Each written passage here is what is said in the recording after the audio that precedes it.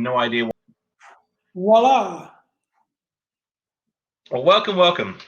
So I'm going to start by, in the spirit of giving first, is that we're going to try and find a way to send you one of these really nifty insulated Alaska Center Ice mugs to say thank you for taking the time out of your day to come do this. I know you've been on a bit of a roller coaster for this last month because I think the book launched on Amazon July 28th. Oh, sorry, June 28th, maybe. July 28th, a month ago. So anyway, month ago, right? So undoubtedly a roller coaster. Love to hear a bit about that. But I think there's going to be a ton of folks who either haven't even heard about this book before, they just saw that there was like a free event and they said like, oh, we'll come along and hang out with the community.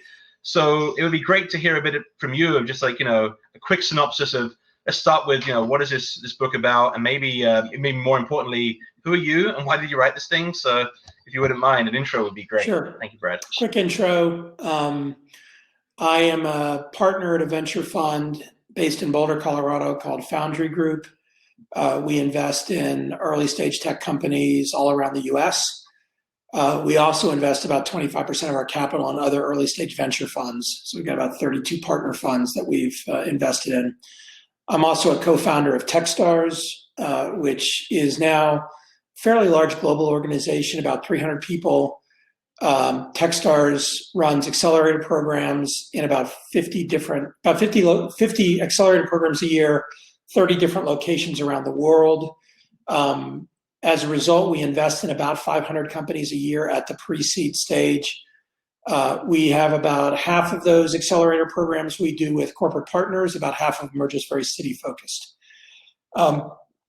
Techstars also runs Startup Weekends and Startup Week, a number of different programs around the world, which, in the time of COVID have been fascinating. We did a global startup weekend recently and had 17,000 people show up. So there's a lot of demand in a different kind of way than in the physical world. I live in Boulder. And my wife, Amy, is from Alaska. She grew up in Fairbanks. We have a house in Homer. So I spend usually every other summer, we're in Homer for a month or two. We split our time between Boulder and Aspen, where I am right now in Colorado. This is my 7th book. I've been writing books since 2010. I write a very active blog at feld.com that I've been writing since 2004. And the blog covers all kinds of different things. I mean, it's not a marketing mouthpiece, it's a blog. And I've enjoyed longer form writing around topics around startup and entrepreneurship. So that's what's led me to write longer form in terms of books. I then, in 2012, sort of what led to this book, 2012, I wrote a book called Startup Communities. And that book, I just came out with the second edition of it at the same time as this book released. And this is a sequel to the Startup Community book. So that 2012 book was the first one. This one builds on it.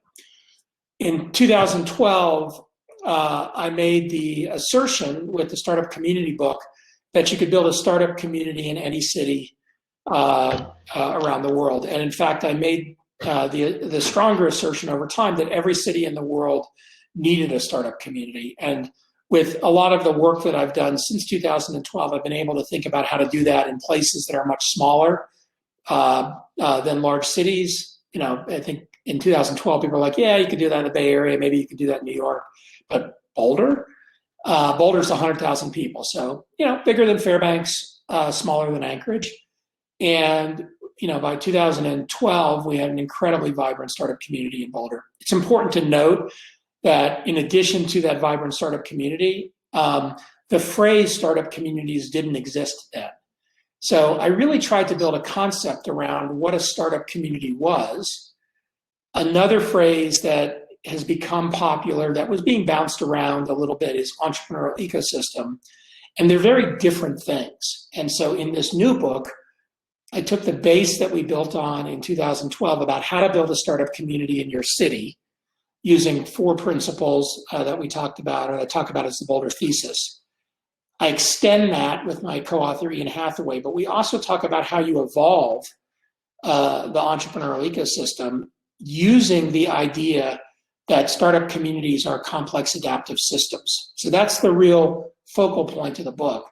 We've made complexity theory as accessible as we can. So you don't have to know anything about complexity theory or complex systems, but we introduce the right kind of language and the right kind of concepts into the book. And just to sort of end this intro, for those of you that say complex systems, like what? I want to define 3 types of systems: simple, complicated, and complex. A simple, with using examples, a simple system is making a cup of coffee. Beans go in, coffee comes out. You can use a different machine, but the steps are pretty similar. Coffee could be shitty, but it's still beans go in, coffee comes out. A complicated system has many more steps that don't have to be done necessarily in the same sequence, but stuff starts, stuff ends, and you get a thing. An example would be your monthly financial statements. Do a bunch of stuff, and at the end of the month, you have a balance sheet, income statement, cash flow statement. Well-defined, sort of dynamic. It's a complicated process. There's lots more steps, but you get something that's deterministic as an outcome. Making a Boeing 787 would be the same. Complicated system. You have to design it, you have to figure out how to do it, but once you figure out how to do it, materials in at the beginning, you run a recipe called build a Boeing 787, out comes a Boeing 787. That's a complicated system. A complex system is raising a child. Now, everybody on this call has been a child. Many of you probably have children. If the day your child is born, you have a recipe or a playbook that you're going to apply for the next 25 years, so that your child at 25 will look a certain way, be a certain way, act a certain way, do a certain thing. About the only thing you're ensuring is that that child will need a lot of therapy as a young adult. There's absolutely no way from the top down to sequence steps, to control things so that the child has a deterministic outcome. That's a complex system. Complex systems, the initial conditions matter, but things happen along the way continually. The interactions generate outputs that generate new inputs. You can't control it. You can't manage it from the top down, and you can't define a deterministic outcome. Now, there's a bunch of other stuff in complexity theory that plays into that, but fundamentally, a startup community is a complex system, and that's one of the big changes in how I think a lot of people have been approaching building startup communities and entrepreneurial ecosystems over the last 8 years as a result of the first book, and hopefully with the second book, we're able to really reinforce it. Thank you, Brad. That was an awesome intro. I'm kind of excited. So for those who don't know, I'm a little bit of a Brad Feld fanboy. I'm a Nigel Sharp fanboy. Well, appreciate that, Brad. So I've actually got some of your other books like sitting here on the shelf. I was just reaching over, and this is the Startup Communities book for those. This is the old version, not the new version. I know you've updated it since, but you know, budget cuts and everything.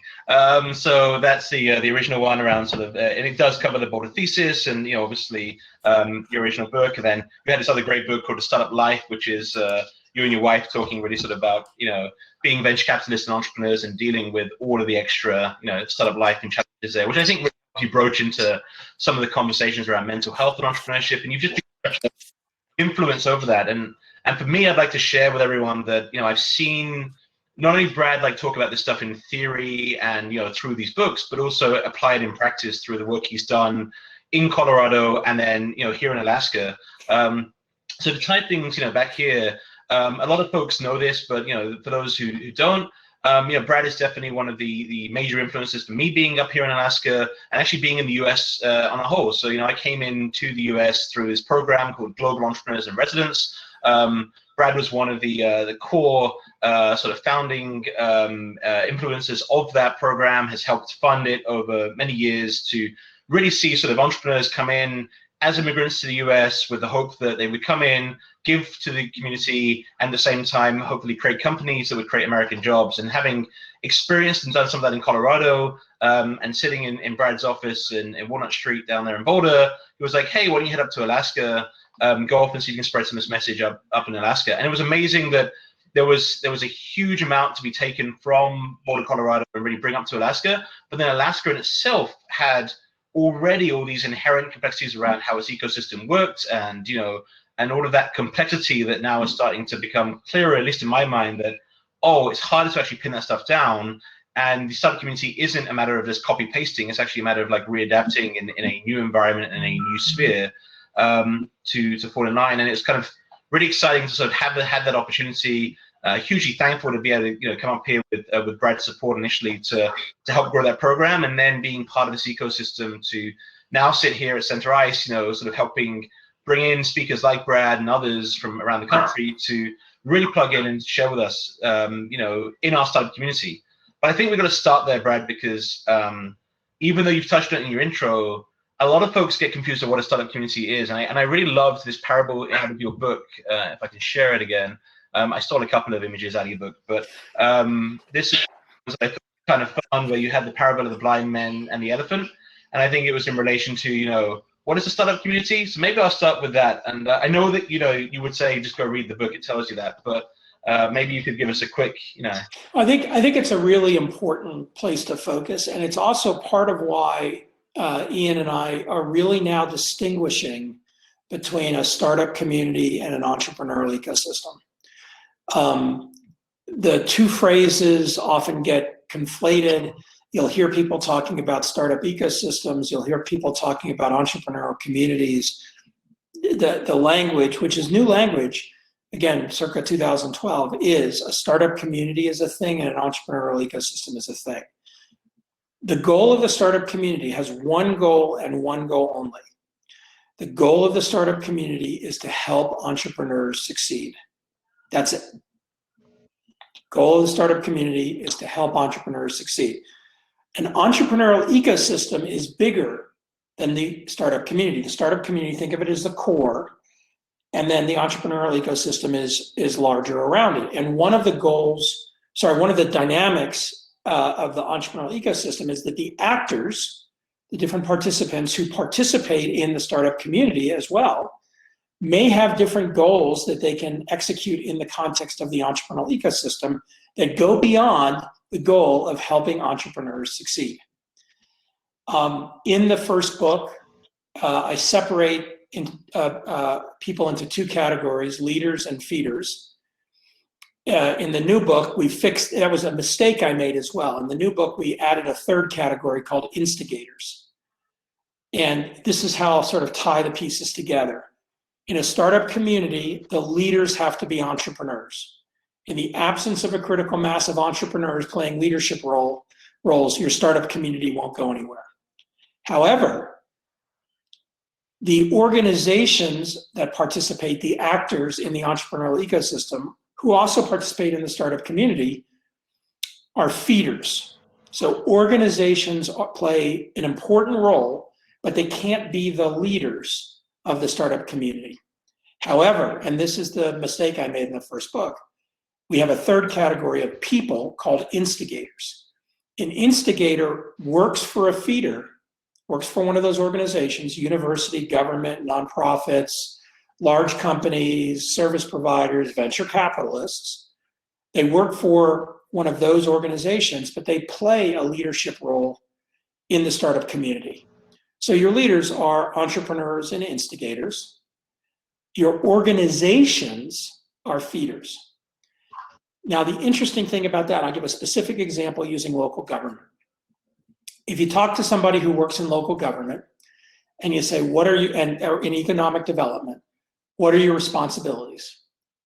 Invariably, one of those responsibilities will be to generate jobs, right?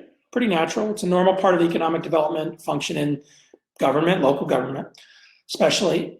If you go to an entrepreneur and say, hi, I'm here to help, I'm going to generate jobs. The entrepreneur says, I don't need you to generate jobs for me. I'm generating jobs. Like, that's what I do. My company generates jobs. I need qualified people. I need better educational system. I need physical infrastructure. I need a bunch of other things, but I don't need you to generate jobs for me. So while that's a function of the local government, if they operate sort of supporting the startup community and they ask the question, is this helping entrepreneurs succeed? Generating jobs doesn't. It's an outcome of the startup community. So this language and this orientation reorients people so that they can focus on doing things that actually help startups and entrepreneurs without undermining what their goals are, but recognizing that they have to tune some of the activities and the priorities if their goal is to help entrepreneurs succeed. And so with that in mind, and that sort of clearer differentiation between the sub communities that are out there and this larger encompassing sort of entrepreneurial ecosystem that it falls within. One of the and by the way, I really thought there was only two types, which is the apples and papayas that you talk about in the book. I almost prefer that to the leaders and feeders. I thought well, it's a good tease for people, right? In the book, I talk about them as apples and papayas. This was another part of the mistake between leaders and feeders. I didn't really think it through, and if I had just done a little bit of A/B testing on words, I would have not made this mistake. I created inadvertently a one-up, one-down relationship between leaders and feeders. Leaders are somehow better than feeders. It was not my goal. My goal was they're just different. And so in both books, the second edition and the new book, I actually have this rant about I should have just called them apples and papayas, right? They're both interesting. They're both important. They're both fruit. They're both things you do, but they're different. And so it's not a one-up, one-down relationship. It's a different. And when you understand that it's different, then you can actually start to focus on constructive relationships between them. Well, I don't know if my wife would agree, Brad, because I think she's a pretty big papaya fan. So like papayas. Hierarchy. Yeah, that's the problem. You see, is like you're still going to have a problem with fruit people kind of carrying out the different types of fruit. But okay.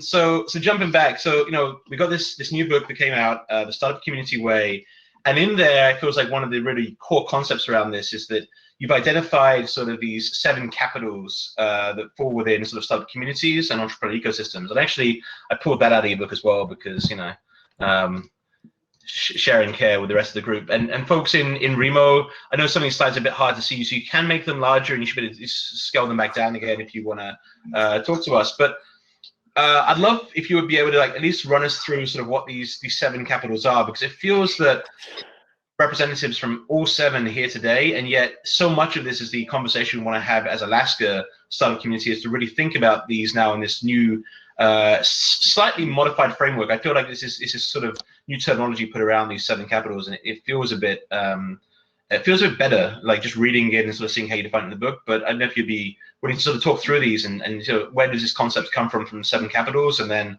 the broader entrepreneurial ecosystem that obviously this represents. Yeah, so this construct was something Ian came up with as a reaction to something that endlessly frustrates and annoys me when I talk about startup communities. And it's in the first book as, sort of one of those things that, comes up over and over again that's an error. And people endlessly talk about and make the statement, there's not enough capital here. And, sort of intellectually, reflect on whether that's something you've ever said about Alaska. There's just not enough capital here. And when people say that, they mean financial capital. And one of the mistakes that sort of I struggled with to try to come up with a way to describe it is every place on planet Earth has different strengths and different weaknesses. And every startup community has strengths and weaknesses. And the reason cities exist, cities were all startups at one point, is people showed up in a particular place and they're like, wow, there's some stuff here that we want to do something with, and that became a city. By defining 7 capitals instead of just financial capital, or letting capital be called money, we shifted the conversation so that you can start to focus on what you have as availability in your startup community. And obviously financial capital is one of the 7. Intellectual capital is a big one. And I'd suggest anybody that asserted that Alaska or Fairbanks didn't have intellectual capital, I would simply point them at the University of Alaska Fairbanks. I would also go to say, Amy, who grew up there, almost all of her childhood friends have postgraduate degrees, and many of her childhood friends were kids of professors. And it's absolutely fascinating to me to see the sort of intellectual capital depth, certainly around certain dimensions that exist within in Fairbanks. If you go to human capital, that's an easy one because most places have lots of human capital that has different levels of engagement with startups, but is still human capital to draw on in lots of different ways. Physical capital, any place that has a university has physical capital. There's buildings and infrastructure. So let's just start with that. There's lots and lots of other types of physical capital, including physical capital that generates entrepreneurial opportunities. Institutional capital is sort of the historical kind of knowledge capital that exists in a place. And, if it's a brand new place or a brand new city or a brand new community, okay, maybe there's not a lot of it, but a lot of places have a lot of that. Network capital is the dynamics of how the network works. And this is really important to think about. The network is not a function of the number of connections you have. Like we all know about social networks and networks now.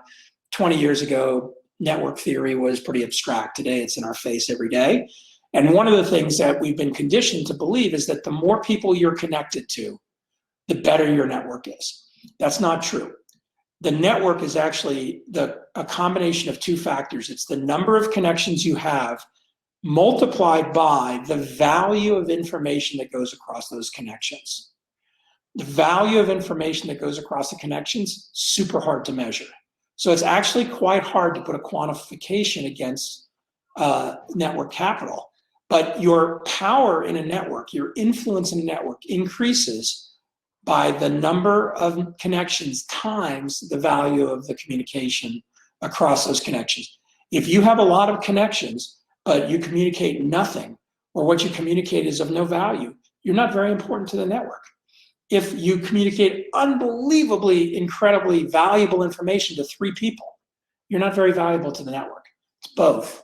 And then the last is cultural capital. And as somebody who spends part-time in Alaska, albeit more time in Homer than in Fairbanks, but I would say probably every other time we come, we end up in Fairbanks.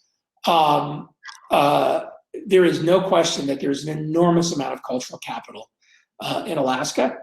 And the dynamics of that in terms of how it affects startups and entrepreneurship and things is very powerful. So that's what the 7 capitals is. And it's really a goal not to minimize the importance of financial capital, but to help people understand that there's many other types of capital. And as you want to develop the weaker capitals in your ecosystem, you play to the strengths of the capital that's stronger. So if all you're doing is saying, we don't have any financial capital here, we have to solve that, and you ignore everything else, you're not going to solve it. The way you solve it is you attract more financial capital by focusing and leveraging the capital that you're strong at, which will attract financial capital. Yeah, and I found that really fascinating because I think, when you talk about the cultural capital in Alaska, that is really where it feels like we're just overflowing with, both the historically cultural relevance of Alaska with Alaska Native community and all of the intellectual capital that brings into the mix within our and the institutional capital that brings within the mix of sort of Alaska's ecosystem, as well as some of the more modern cultural things, like you never go to a startup weekend in Alaska and not see people wearing extra tough boots, for example. So you get everyone walking in their extra toughs and feeling pretty cool in their plaid shirts, and having some of the uniquely Alaskan aspects to it. By the way, if you want to win a startup weekend in Alaska, just come up with a dog-themed startup of some kind, and that is the pro tip. You heard it from me first. Been to most of them the last few years. So I do think there's a huge element of that, and Alaska is kind of bounding there. But I think in the book you also described cultural capital really lining up with some of the cultural needs of the society that's there, and that fits very well because Alaska is positioned as a community it is what makes the U.S. an Arctic nation, and we have that Arctic connection. And one of the things that's really interesting is that being all the way up here in Alaska is that there is a bit of a disconnect to the lower 48 and Alaska, and yet some of the synergy that we see is we have synergistic activities like Sweden and Norway and Iceland, and all of those countries have their own, bulging startup ecosystems. Startup communities and entrepreneurial ecosystems. I'm gonna get reprogrammed through this event, and they're all sort of burgeoning with the work they're doing as well. I guess my question to you, Brad, is that should we be looking for inspiration from the other, Arctic nations who have got their sort of burgeoning ecosystems and the way they're doing things there, or should we still be sort of look there, or should we just be, honed in on understanding that this is a complex problem, and we should just be like, okay, let's just figure this out ourselves? I mean, what's it? I think you can learn enormous amounts of things from other places. And there are multiple dimensions. I don't think you should limit yourself to a dimension. So there are very vibrant startup communities in various of the Nordics.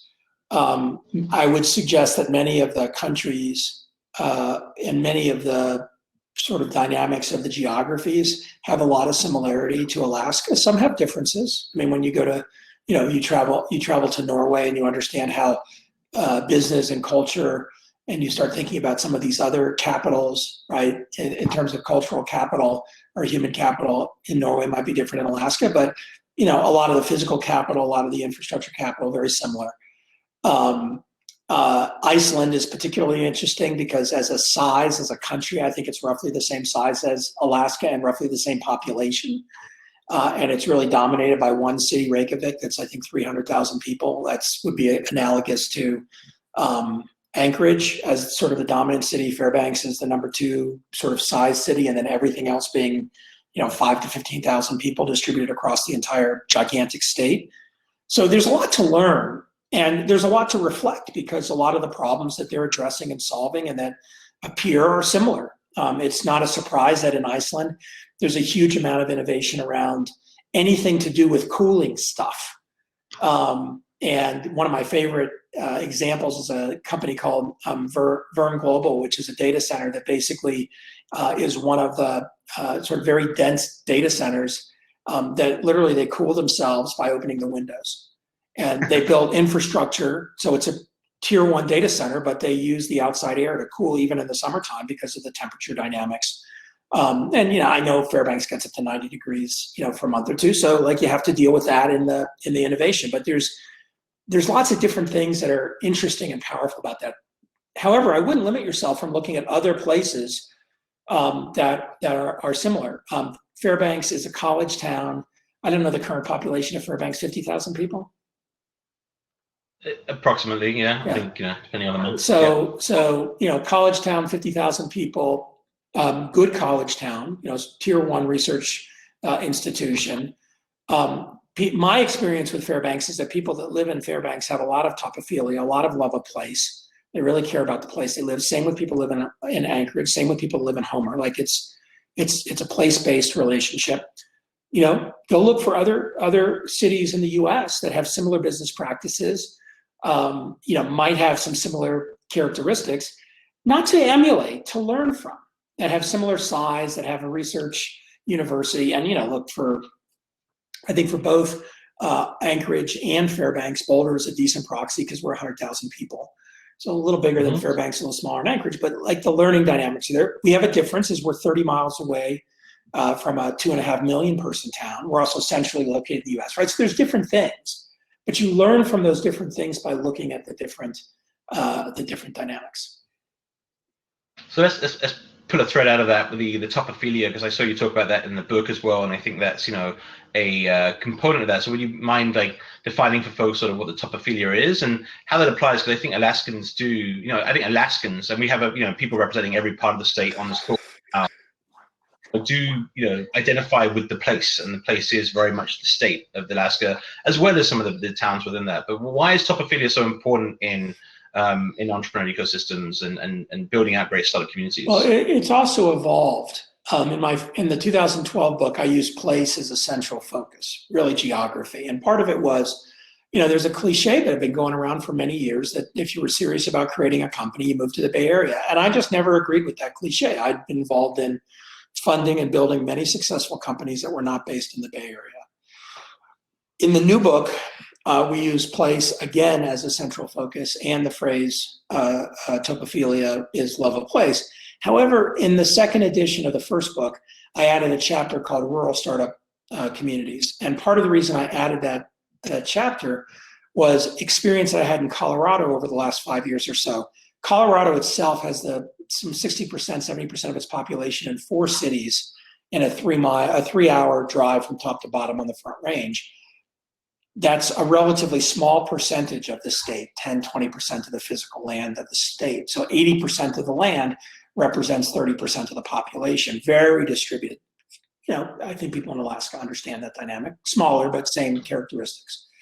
And we have lots and lots of 5 and 10 and 15,000 person towns throughout the state. Aspen, where I live, which probably everybody on this call knows of, has 5,000 permanent residents. That's it, 5,000. Million people a year come through Aspen because of skiing, because of the summer, because of music festivals, because of the Aspen Institute, because of second houses, because of coming from the Front Range to the mountains. But it's only 5,000 people. So in terms of permanent population, it's quite hard to do a lot with 5,000 people. However, if you drew a circle around Aspen with a 50-mile radius, so a 50-mile radius circle around it, you get about 75,000 people in a region in Colorado called the Roaring Fork Valley. And if you focus on the startup community being the Roaring Fork Valley rather than the startup community being Aspen, you actually get a much bigger population of people that you can engage with. You have some geographic spread, but you're not playing a zero-sum game against your other cities, your neighboring cities or the other cities in the state. You're really playing a phenomena that is one of these things where we have such a positive sum game in front of us in terms of entrepreneurship, innovation around the vector of company creation, wealth creation, job creation, new innovation, that collaborative dynamic versus I win, you lose is much more powerful. I touch on it, Ian and I touch on it a little bit in this book. This book went to press in February. We did the final proofs in April. So we really couldn't change much after February. We added a few sentences here and there referencing COVID because COVID had just started. And what we ended up doing sort of as that unfolded was we started thinking more about virtual startup communities and about the dynamics with that place. And, you know, if anybody on this call in January of 2020 had said in September 1, 2020, the vast majority of us that work in office spaces will be working from home. And all of global office work will be done inside little boxes and screens remotely. You would have said, no way. You know, number one, human beings won't do that. Number two, the technology won't support it. Number three, we won't be able to sell anything. We won't be able to do any investments. We won't be able to get anything done. And voila, here we are. And so there's a lot of incumbent resistance or mythology about how we do things. By the way, there's huge amounts of structural problems, right? K through 12, I don't know what K through 12 is doing in Alaska. K through 12 is not working in most of the US. It's not working in Colorado. And most of K through 12 is remote learning. Most people really desperately wanted their kids to go back to school in the fall, so there was enormous pressure to do it. It doesn't work. And it doesn't work for a number of reasons. However, the software and the infrastructure and the teaching experience for remote learning kind of sucks. It's working like a bag of jackhammers. Love it. Totally correct. So, you know, not only are inequities enhanced by the inability of remote learning or lack of access to computers, and, you know, family has 3 kids but 1 computer, stuff like that. Like, we haven't invested in these things. Massive opportunity for innovation. Because we're not going back to where we were in January 2020. It's not that all that stuff vanishes from the face of the earth, but we really have an opportunity to reconfigure a lot of the incumbent assumptions that we have. And a big one of those is place and the importance of physical place relative to so many things we do. Not eliminating the importance of physical place, but modifying how physical place works, which, you know, for anybody who cares about the health, that's on the care of the health of the planet and, you know, believes that the endless human species terraforming every aspect of planet Earth is not necessarily a productive thing. Like, rethinking the dynamics of place and not having to have more and more physical stuff everywhere is kind of interesting. So it gives us a moment in time that we've been forced by an exogenous event, namely the pandemic, to reevaluate some of these things. And for me personally, in the context of startup communities, thinking harder about the dynamics of place. Last comment I'll make on this, I'm doing some experiments. I have no idea whether they'll be successful or not. I'll toss up a link here in a second. I created a virtual startup community on a software tool called Mighty Networks. And I'm, you know, it's interesting. I'm playing around with it. There's, you know, some days with lots of activity, some days with not. The tool's evolving very rapidly. Some of the dynamics are, you know, asynchronous versus synchronous and trying to figure out how to make all that stuff work together. in a productive way. But if you're interested, there is a pretty active Alaska Circle. And it's just a good example of this thing where you can start to play with virtual, physical, topical areas, but among the common thing that people are interested around entrepreneurship and startups.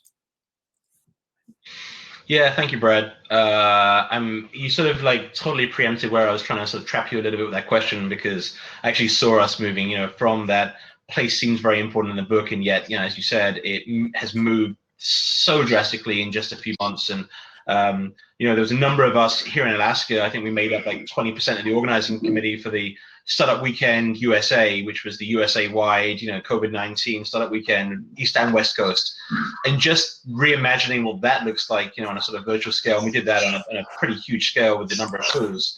And a lot of then transition over to things like your Mighty Networks program. It's been drastic changes. So I want to definitely give the people a chance to ask a couple of questions. I'm also mindful of time in the event, and there is a couple other announcements we want to make. So with all of that in mind, if you guys do have questions, and if there's a really great question, I'll also find a way to get you a cup too. So definitely feel free to post a couple of questions. There was one in the chat from John. Can I respond to John's comment? I think, and I saw Kai, your comment to John's comment. John, your comment's very relevant, and it's very in line with what I said. Like there are different motivations. There are different measurements depending on what your role is as an elected official. Absolutely, you're measured on jobs and job growth. The interesting linkage here that I would challenge in terms of the juxtaposition is to show that investment in speculative startups will create jobs, improve the quality of life, etc. Kai, points to the hard data. One of the things that I have in the book, it's chapter 11, it's called the measurement trap. And one of the challenges that's really important to understand in the context of this, not to be argumentative or justifying, but just to sort of soak in, is there is a business cliche that if you don't measure it, you can't manage it.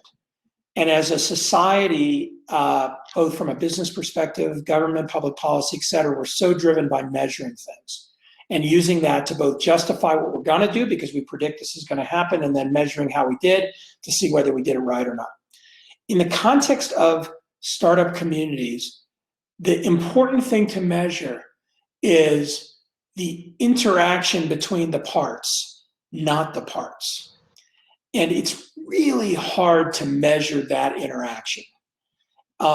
There's another problem that we talk about, which is the more of everything problem, where people think that if we just had more of these things, of each thing, it will be better. And in a lot of cases, more of everything is not better. So my constructive piece of feedback here is against the backdrop of the challenge of justifying things to your constituents, being very clear about what you're trying to do over what time period in what way, being clear about what you're measuring, even if it's hard to measure what it is, and being thoughtful about how you're allocating dollars to those things. Because in a lot of cases, especially from a public policy perspective, the amount of dollars that local government allocates to the startup community is very small. I'll use Boulder as an example. I think our city government in Boulder allocates zero. I think Boulder gets zero from the city of Boulder. Maybe we get $27,000 for something, but it's nothing. We have a state-funded university, CU Boulder. Much of the entrepreneurial initiatives at CU Boulder ends up getting funded by private philanthropy, graduates, other entrepreneurs who may not be graduates of CU, like me, but who are engaged in things. Many of those things can have very positive spillover effects to local government if local government engages with the right kind of measurement with those activities versus trying to control or co-opt it. So it's complicated. I'm not suggesting that there's a quick and easy answer and you put up a website and you solve the problem, but focusing on that nuance of how these things interact versus the individual things, I would push you towards. Meg's going to tell me where. Yeah, Meg's saying, all right, Brad, you talked enough. Get out of here. Go back to your little desk. Table number 4. I thought you liked table number 3. I did, actually. I go back to table number 3. There was nobody at table number 3 when I went there the last time, so I went to table number 1. You might have made some Maybe. new friends, Who Brad, knows? through this whole process. I Who just knows? wanted Maybe. to Might redirect have us to the Q&A. Penny has a question, and it's got 6 upvotes, and I wanted to make sure we address some of these. Oh my We got God! Look lots at of those. I questions didn't even over go to that here. section. All Lots of right, questions. Oh, there's a I feature see that we it. should be. I don't know if we're going to get through all of these. Let's try and get through a couple if you'd be willing. I love the fact that we've talked about give first, and it was actually the other thing that I wanted to talk to Brad about. So I'm going to throw up a slide, and Brad, if I had ever to describe you in 2 words, they would be the 2 words that I would describe you as: give first. And Penny's question there, can you speak to the equity in the context of give first, would be really great. So I don't know if you can see the question, see Brad, it, in the Q&A. Penny's question is right on the money, to sort of use a cliche to answer it. For those people that don't know what give first is, I'll just define it, but then I'll describe very clearly the equity linkage. Give first is that you're willing to enter into a relationship without knowing what you're going to get out of it. It's not altruism. You expect to get something from the relationship. You just don't know when, from whom, over what time period, in what form, and in what consideration. Okay? So you're entering into a relationship without defining the transaction up front. Now, in the context of equity, and I think there's multiple dimensions of equity, I think the 2, sort of widely discussed right now, front and center in entrepreneurship, is gender equity and racial equity, or gender inequity and racial inequity. I will say that personally, I've been very involved in gender equity issues since 2005. And so I feel like I have good language for that, and I don't feel like I stumble over myself when I try to deal with it, although I make mistakes here and there, but I feel comfortable with it. I'm relatively young and really going deep on my own racial equity journey, so I make a lot of mistakes. And I learn very rapidly. My view is that mistakes are good. You make mistakes. If you have open ears and you listen when you make a mistake, you learn from it. If you're comfortable and accessible when you make a mistake and somebody addresses you with it versus being defensive, you learn from it.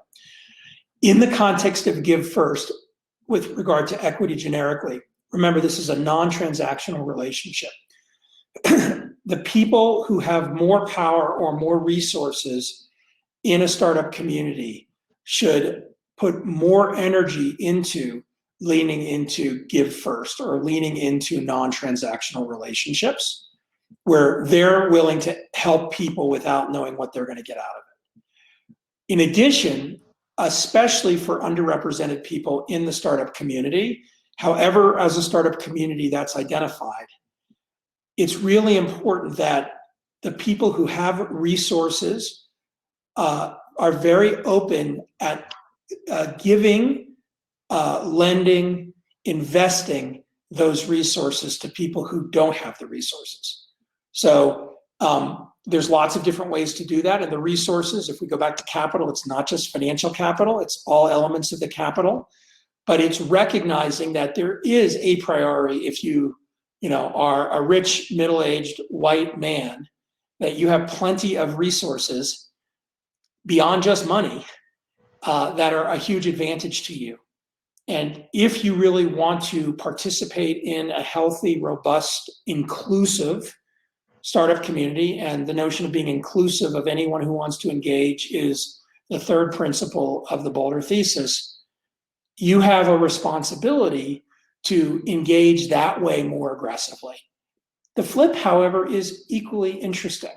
If you're under-resourced, if you're underrepresented, if you're trying to engage, and the startup community is one that is inclusive, and that the participants in the startup community are willing to play in a give first way, by showing up as somebody that has less resources, that has a different socioeconomic background or position of power, oftentimes you will be pleasantly surprised by the path and dynamics within the startup community. However, there's a twist.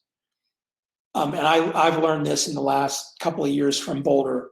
Nigel knows this because he knows Boulder and Longmont. I don't know if anybody else here knows Longmont, Colorado. I actually live in Longmont, which is right on the edge of Boulder and Longmont. They're adjacent cities. Boulder is an extremely wealthy, extremely white city.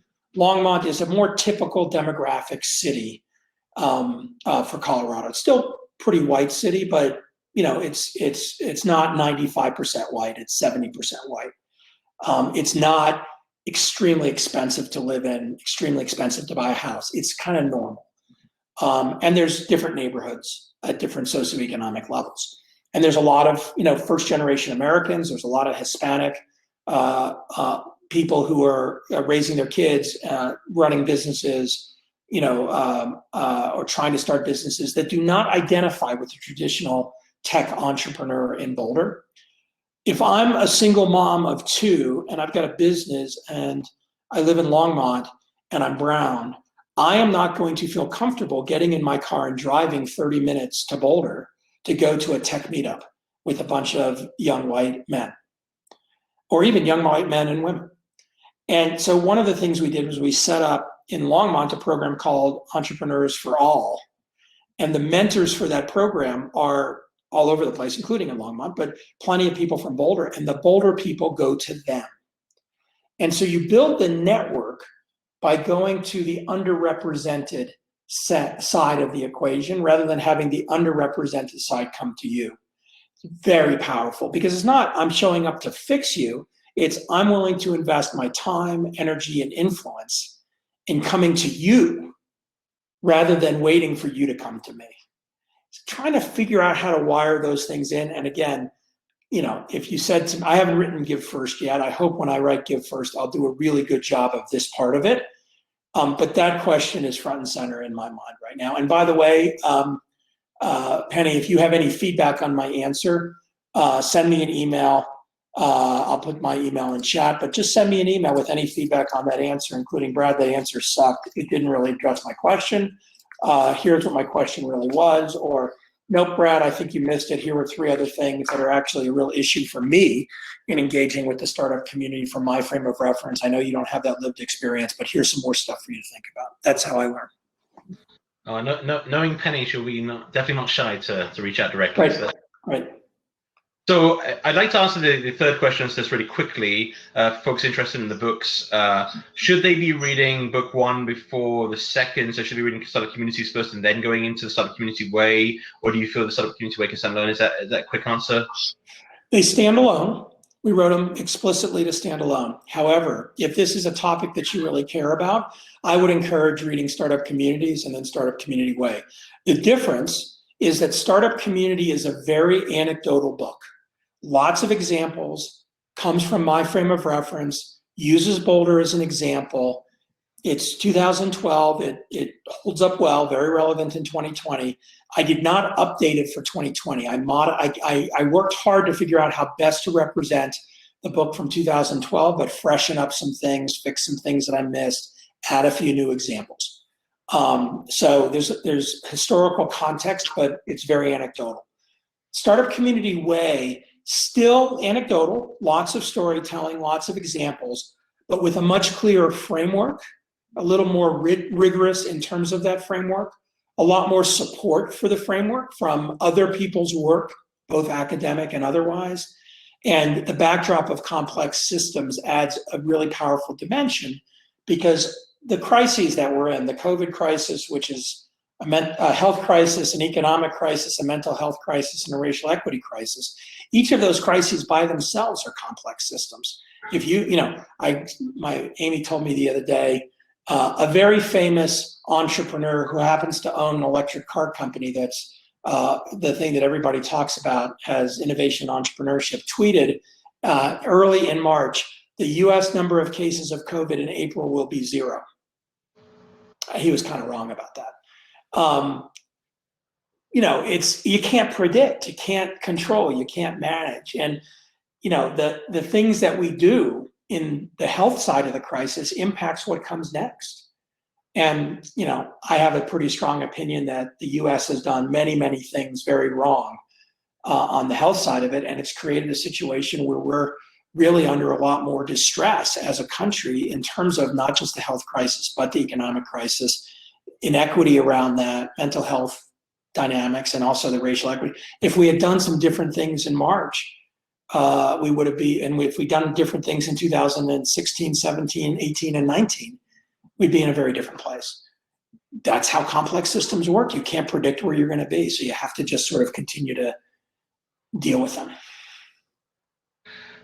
Okay, I know Meg definitely is going to give us the hook to get this thing wrapped up. So Brad, I'm going to say 2 more minutes, and then we've got about 15 minutes left on this event where we want to talk on a couple other things and have someone else quickly touch on another, sort of next steps of where the community is going. This is really kind of a kickoff to our fall part of our community, and it's such a weird year where things are so different, and I feel like I've been endlessly stuck in this beige room. Had I known when I downgraded into this apartment that I was going to be spending all my time at home, I wouldn't have made that decision. So it's amazing how that was a clearly complex problem, because I would have never predicted the need for getting out of Beigeville. And therefore, I see a couple other questions here, 2 from Kai, one around sort of, the complex systems, he's getting into chaotic and fractal nature of those. That gets pretty geeky. Or, sort of talking about the role of emerging challenges and open innovation programs and NGOs and entrepreneurs. I'll let you take your pick between either one of Kai's questions there, Brad, and maybe ask you to give a minute or 2 at very most. And yeah, there's a couple. I'm looking at the questions now. There's a couple that I can do really quick hits on. I'm going to go the question that Kai asks about complex versus chaotic systems. So Kai is clearly a complex system nerd, which is great. We do note in the book that there's a 4th type of system, which is a chaotic system, and we chose not to spend a lot of time on it. I disagree. Oh, great news. I'm gonna have to go soon, even though y'all aren't. But let me do a couple of quick hits here. So I disagree with you that a startup community is a chaotic system. Ian and I spent a lot of time thinking about it. There are certainly elements of how startup communities have a replicating nature, fractal nature, but it's not the same kind of self-replicating phenomena. It's much more adaptive. So sort of in the context of a complex adaptive system versus a chaotic system, you can make the argument that there are elements of chaotic systems in startup communities. So we thought about doing that. It became too hard. We don't drag the phrase complex adaptive system through the whole book. We shortened it to complex systems because we weren't trying to make an intellectual treatise on complex adaptive systems and be completely sort of deep nerd correct about it. We wanted to give people an accessible way. And frankly, if you want to go deeper, which I have done a lot of, it's fascinating stuff. Anchorage was recently featured as one of the top 15 places for women-owned firms. You have thought on how to ensure diversity within entrepreneurial opportunities in Fairbanks and beyond. I have a lot of ideas about how to do it. I'm not sure they apply directly to Fairbanks. I think it's pretty awesome that as a starting point, you've got a city like Anchorage that has a top 15 places for women-owned firms. One of the strong things I encourage is to learn from the success of other people, not emulate them. So you go and you spend time with them, you go to them, you try to figure out what they're doing that's caused it to work. You don't then try to take that and apply it as a blueprint to you. You try to figure out what fundamentally was working in that and then include those characteristics in what you're doing. So that would be how I would approach it without saying, here's the answer, because I don't know I have the answer. Last one I'll hit. Entrepreneur, feeder, instigator seems to miss investor. Angel as unique ingredient that has unique role of enabling and filtering what develops. I put investors and angels can fit into 2 places. In the first book, I actually tried to stick investors into the feeder category. And the reason for that is I really wanted to focus on helping entrepreneurs succeed. And VCs specifically, angels sometimes, but more VCs try to play more of a gatekeeping role in a startup community, especially in a city, and that's not healthy. What I realize is many VC firms, especially, or investment firms, I should say, as they grow, they are startups in and of themselves, even though they're a startup in financial services. So there are founders of those firms who are leaders. All of them, though, whether you're an angel and you're a successful entrepreneur or you're somebody that has money that's participating as an angel investor, you can absolutely play a leadership role in the startup community. And the language now for that for me would be instigator. To try to still keep this separation from an active entrepreneur. My mistake in that first book was not giving voice to instigators, but very specifically trying to separate entrepreneurs from investors in the dynamics to make sure there are leaders that are entrepreneurs. I have been in startup communities and exposed to them where there are 1 or 2 entrepreneurs who are playing leadership roles and 9 investors who are playing leadership roles. Those startup communities don't work. And when I moved to Boulder in 1995, the entrepreneurs and the investors, I mean, they knew each other, but there was no coordination and collaboration because the investors were one up to the entrepreneurs. The investors in their minds were more important than the entrepreneurs, rather than the entrepreneurs being the ones creating the companies, the investors being the ones supporting and helping through allocation of dollars, through serving on boards, et cetera. By the way, a lot of investors cross over and are also founders of companies, right? I'm an investor, but I'm also a founder of Techstars. Am I a leader? Am I an instigator? Doesn't matter that much in the end. Really, the trick was trying to separate the organizations out from the people. And if I had to do all over again, which I don't, because 8 years of history dragged leader, feeder language forward, I would have just separated into people and organizations. And then I would have defined as people who the people are and the importance of what the people can do. And in organizations, I would have said all these organizations, university, government, nonprofits, et cetera, you play an important role, but you cannot, as the organization, lead. People in your organization can lead, but you, the organization, can't. So it's good to poke on that, but there's a little more depth. And I think we do a pretty good job in the startup community way of sort of pulling those pieces apart in a contemporary sense, but I'm sure could have done better. Well, that's why you get to re-revise the book and release another one. So, no. Brad, I know there could be another. Right. Someone asked a very interesting question. I know we can't get to everyone, but someone said, as a young entrepreneur, how would you describe the relationship between the innovativeness of a startup ecosystem as it relates to the quality of the community's mental well-being?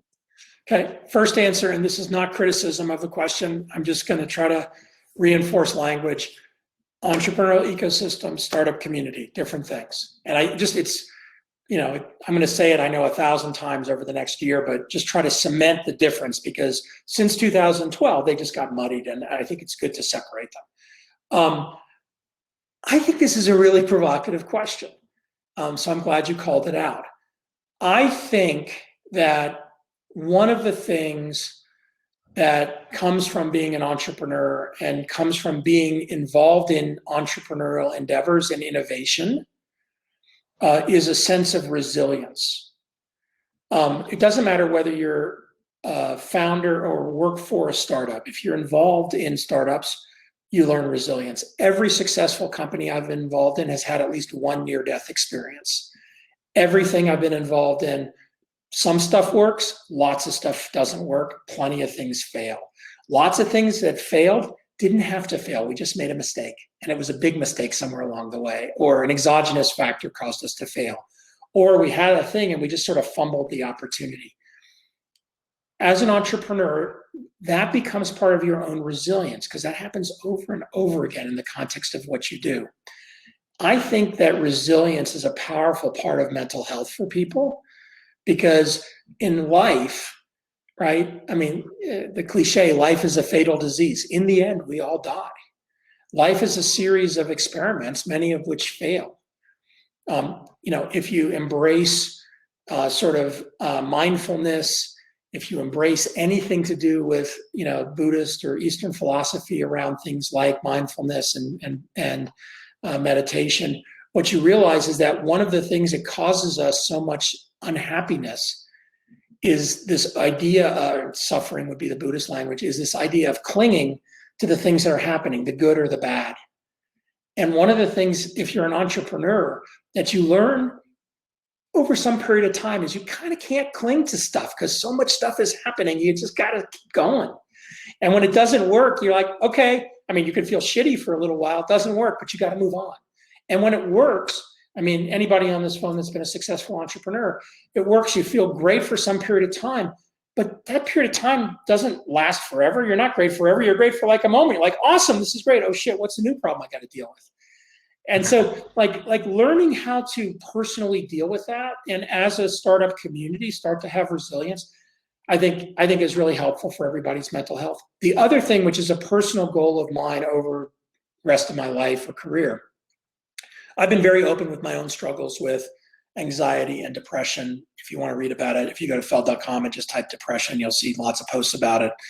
I had a major depressive episode in 2013, and I was very public about what I went through and how I went through it and what I was dealing with.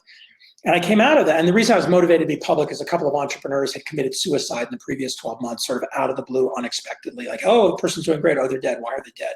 Oh, they're dead because they had enormous mental health struggles, enormous depression.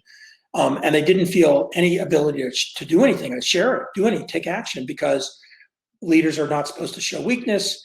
There's enormous stigma in all work contexts, in many social contexts, about showing any weakness or struggles with mental health. And one of my personal goals is to eliminate the stigma associated with mental health.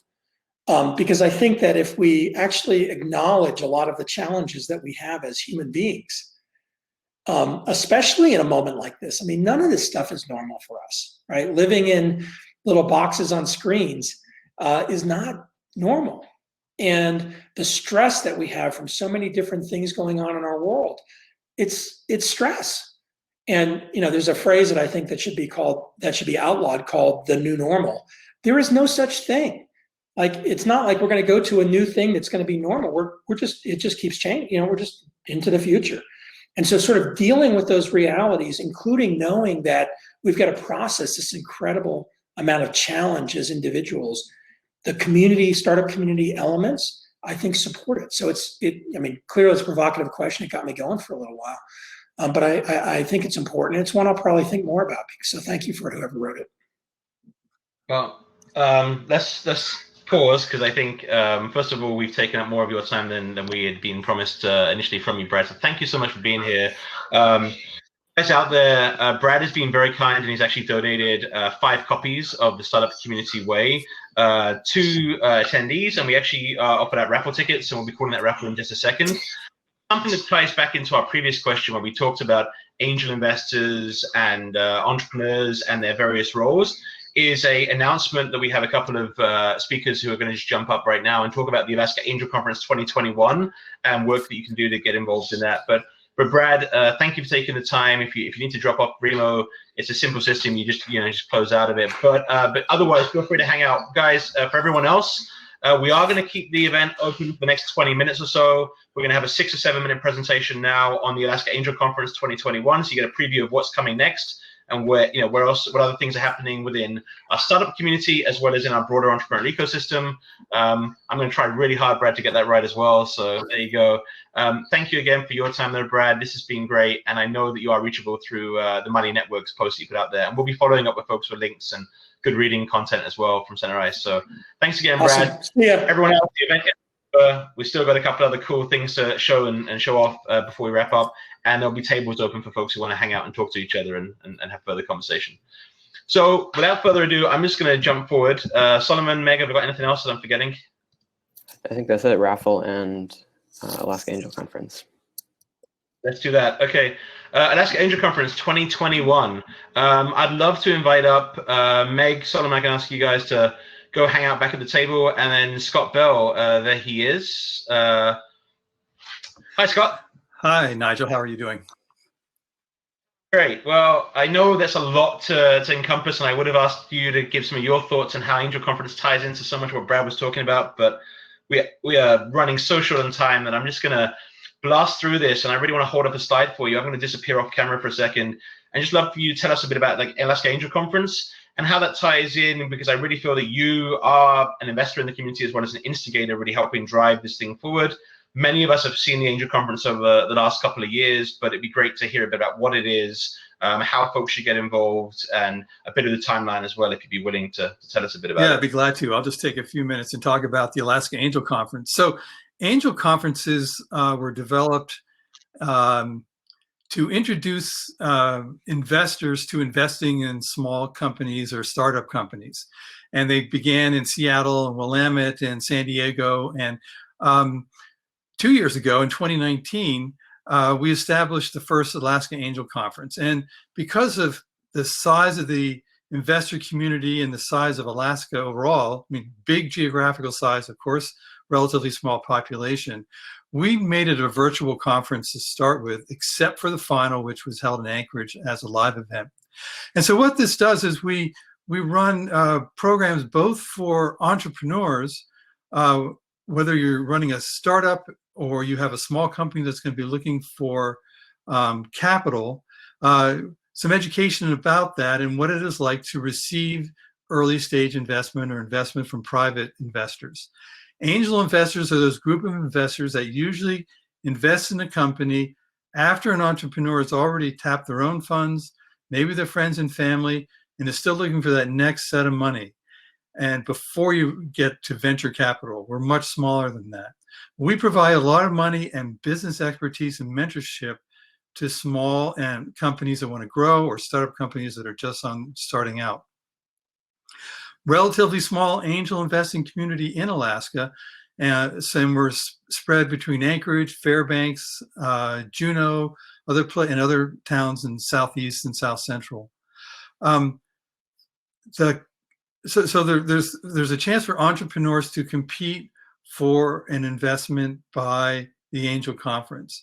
And the Angel Conference itself also focuses on introducing people who are interested in this area of investing but have never done it before and want to learn about early stage investing. We have experienced investors and bring in new investors and run a competition where the entrepreneurs, up to 20 entrepreneurs, compete for an investment in their company. And the investors learn how to, by working with experienced investors, learn how to do the due diligence on a company, learn how to evaluate the opportunities for the different companies have, and then how to, and then decide on where to allocate the investment. The past 2 years, there's been 12 to 20 companies competing, and about 20 investors, excuse me, and $100,000 in each case. $100,000 was invested in the winning company.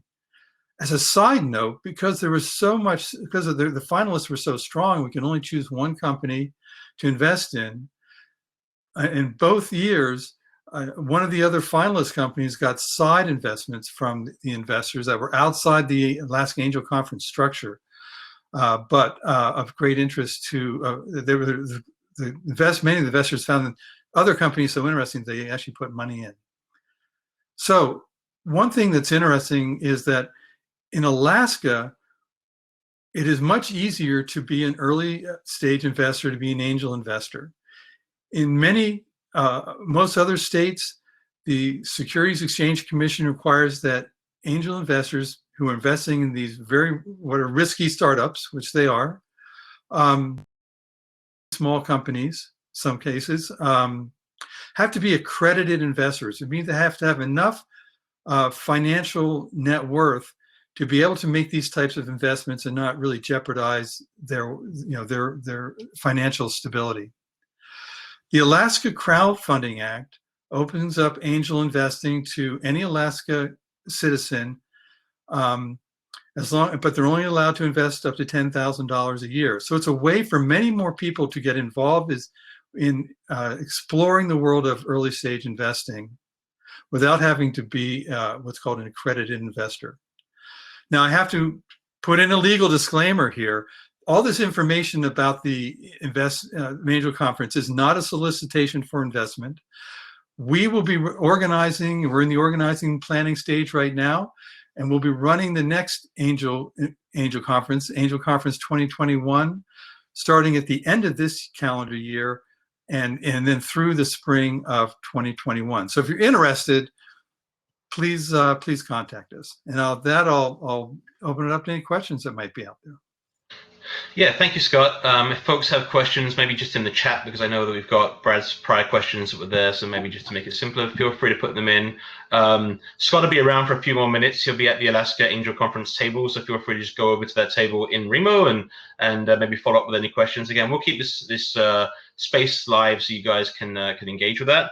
And then last but not least, I think this is just a great synergy. I've seen this event sort of grow from strength to strength each year, and I know that with members of the Center Ice team and the community in Fairbanks kind of taking a little bit of the lead on it this year, but being such a virtually open platform. Super excited for this. Great for both the entrepreneurs and the investors, and therefore putting it into the frames of the Startup Community Way. The actors and instigators and other members of the ecosystem to really come together and actually work on training and getting better overall, and sort of pushing that overall bar up here. And it's kind of exciting to see it in that framework. So thank you, Scott, for doing what you're doing. I'm definitely going to encourage folks to come over there. And we've put the links into the chat from Mark Billingsley. You guys will see the Alaska Angel Conference website and also their email list. And if you're already on the Center Ice mailing list as well, guys, we'll be trying to highlight those opportunities as they come out as well through our mailing lists. Thank you again, Scott, for jumping up here. I'm going to just run through quick closing out.